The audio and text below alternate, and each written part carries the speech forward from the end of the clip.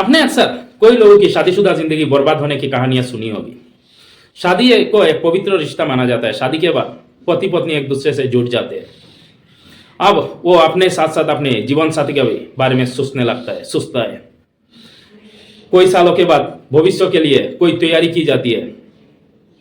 लेकिन आज की जो घटना है, इस घटना में पति पत्नी और वो की एक ऐसी घटना सामने लेकर आया है जो आप सुनकर हैरान रह जाएंगे। तो आइए सुनाते क्या है पूरे कहानी। नमस्कार आदाब, आप सभी को स्वागत है मेरी यूट्यूब चैनल रियल स्टोरी में। उम्मीद है कि आप अच्छे होंगे, अपनी ख्याल रख रहे होंगे और अपनी परिजनों का भी ख्याल रख रहे होंगे। आज की जो घटना है, घटना दिल्ली की शास्त्री पार्क इलाका की है। शास्त्री पार्क इलाका में 21 साल का एक लड़का ऋतिक वर्मा अपने पिता प्रमोद वर्मा और माँ अनिता वर्मा और 2 बहनों के साथ किराए पर रहता था। वो ऑटो चलाता था, ऑटो ड्राइवर था। घर का एक ही लड़का था। 16 दिसंबर 2024 को सुबह लगभग 9 बजे के आसपास उसका पास एक कॉल आता है। वो नींद से उठा ही था और नाश्ता करने की तैयारी कर रहा था। इसी दौरान उसका पास जो कॉल आता है, वो घर में कहता है कि मेरा एक अर्जेंट कॉल आया, मैं थोड़ी देर में आ रहा हूँ। क्या करो, घर से निकल जाता है। लेकिन 1-2 घंटा बीत जाता है, वो आता नहीं है। इसी दौरान उसका एक दोस्त आता है घर में। आने के बाद जो ऋतिक है, उसका माँ को पूछता है कि ऋतिक कहाँ है। अब उसका माँ बताती है कि ऋतिक तो घर नहीं है, वो करीब 1 घंटे पहले वो कोई एक अर्जेंट कॉल आया, वो बाहर गया है। अब वो कहता है कि ऋतिक को दूसरे मोहल्ला में उसको घर में बंदूक बना के रखा हुआ है, उसको पीटा जा रहा है। अब जैसे ये बात सुनती है अनिता वर्मा, तो वो उनको पति को इस बात की सूचना देती है और दोनों उस घर में जाता है। जाने के बाद देखता है घर का बाहर से गेट लॉक किया हुआ है। अब ये लोग गेट को पीटता है कि गेट खोल दे, दरवाजा खोल दे, लेकिन कोई नहीं खुलता। और इनको ये आवाज भी सुनाई दे रहा था कि घर का अंदर से किसी का आवाज आ रहा है, तड़पने की आवाज आ रहा है, पीटने की आवाज आ रहा है। अब वो क्योंकि उसका दोस्तों ने बताया था और कोई लोगों ने बताया कि उस घर में उनका बेटा ऋतिक है। अब वो लोग पुलिस को खबर देते हैं। पुलिस पहुंचता है, 100 में फोन करता है और फिर पुलिस भी पहुंचता है। पहुंचने के बाद उस गेट को जैसे जैसे खुलवाता है, घर का दरवाजा खुलवाता है। अब खुलने के बाद देखता है यहाँ कोई नहीं है। 2 व्यक्ति फर्श पर पड़ा हुआ है। जो एक व्यक्ति है वो है उनका बेटा ऋतिक, जो एक 22 साल की ऋतिक है। शरीर पर एक भी कपड़ा नहीं है, नंगा है और शरीर में कोई ऐसा हिस्सा नहीं है जिसमें उसका आघात की चिन्ह नहीं है, जो टॉर्चर की निशान नहीं है। अब उसका साथ और एक महिला भी है। अब दोनों को पुलिस उठाता है और जगप्रवेश चंद हॉस्पिटल में भेजता है इलाज के लिए। अब वहाँ इलाज चल रहा था दोनों का। इधर पुलिस जो है इधर छानबीन करता है, पूछता है ये लोग कौन है और कैसे हुआ, क्यों इन पर इतना टॉर्चर किया गया। अब इसी दौरान जो ऋतिक है, इसका हालात बहुत बिगड़ते जा रहा था, बहुत गंभीर होता जा रहा था। अब वहां से रेफर कर दिया जाता है और जीटीबी हॉस्पिटल में भेजा जाता है। अब जो ऋतिक का है उसको जीटीबी हॉस्पिटल में इलाज चल रहा था। इसका इतना टॉर्चर किया गया था कि उसका जो नाखून है, हाथ के नाखून है, उससे भी प्लास से उखाड़ लिया गया था और दर्द से करा रहा था। वो कोई बार बेहोश हो चुका था। अब इधर पुलिस भी इधर पूछताछ कर रहे हैं। इसी दौरान किसी को मिल भी नहीं रहे, उस घर का एक भी सदस्य को मिला नहीं है। अब पता चलता है कि जो औरत है उसका पति का नाम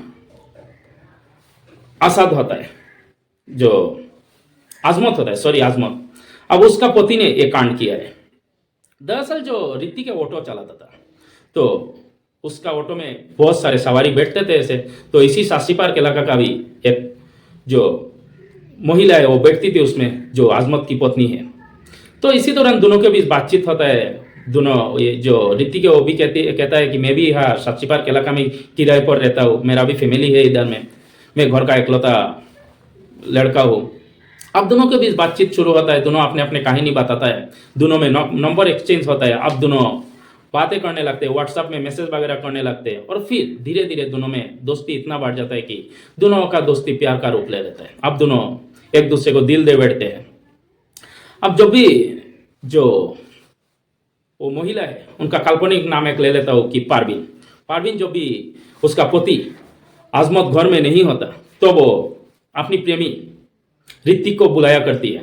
वो अक्सर उस घर में आता था ऋतिक जो है। अब ये सब बातों को तो छुपता नहीं है। धीरे धीरे जो आजमत है उसका पत्नी पर उसका भी शौक होने लगा। अब जो ऋतिक के कोई बार उस घर में गया, उसका साथ शारीरिक संबंध भी बनाया। अब आजमत होने लगा उसका पत्नी पर, अब वो जासूसी करने लगा कि क्या करती है उसका पत्नी पारवीन। अब आजमत 16 दिसंबर 2024 सोमवार का दिन था। वो कहता है कि मैं अपने काम से जा रहा हूँ, मुझे लौटने में थोड़ा वक्त लगेगा। अब जैसे ही वो घर से निकलता है, जो पारवीन है वो अपनी प्रेमी ऋतिक को बुलाती है कि आ जाओ, आजमत घर से चला गया है काम में। अब ऋतिक जैसे वो आता है, उसका कमरे का अंदर जाता है, दाखिल होता है, उसके बाद कमरे बंद करता है और दोनों शारीरिक संबंध बना रहे होते हैं। तब भी आजमत घर लौटता है और खिड़की से झांकता है तो देखता है कि दोनों शारीरिक संबंध बना रहे होते हैं, दोनों के शरीर पे एक भी कपड़ा नहीं है। वो गुस्सा है, लाल हो जाता है, बेकाबू होता है और तो फिर कहता है दरवाजा खोलो। अब दरवाजा जैसे ही खुलता है, वो अंदर जाने के बाद दोनों को पीटना शुरू करता है। इतना पीटता है कि जो आजमत है उसे बहुत बुरी तरह से पीटता है, उसका प्लास से उसका नाखून तो उखाड़ लिया जाता है। अब उसका पत्नी को भी पीटता है, दोनों फर्श पर पड़ा हुआ था। जो आजमत है उस पर उसका शरीर में एक भी कपड़ा नहीं था। अब ये भी कहा जाता है जो उसका पत्नी है उसका शरीर में भी कपड़ा नहीं थी, क्योंकि दोनों शारीरिक संबंध बना रहा होता है तो भी वो अंदर जाता है। अब वहाँ पीटने के बाद वहाँ से भाग जाता है। तो जब वे लोग घर वाले पहुंचे, पुलिस पहुंचे, तो उसको पता चल गया था, इसीलिए वो वहाँ से भाग गया था। इधर हॉस्पिटल से खबर आता है कि जीटीबी हॉस्पिटल से खबर आता है कि रात 9 बजे ऋतिक ने दम तोड़ दिया। अब पुलिस जो मुकदमा दर्ज की थी कि घरेलू हिंसा और मारपीट की, वो अब ये हत्या में तब्दील हो चुका था। अब उसे रात 12 बजे आजमत को गिरफ्तार भी कर लिया जाता है।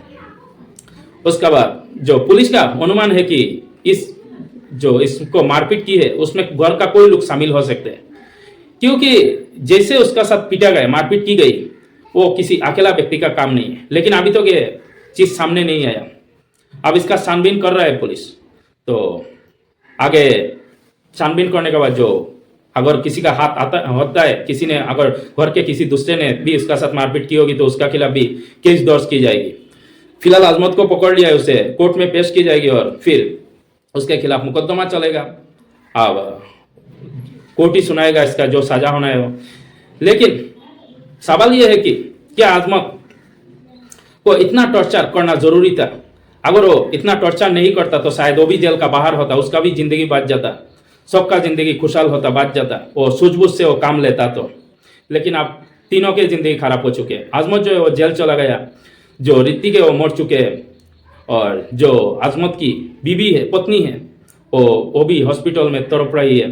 पता नहीं आगे क्या होगा।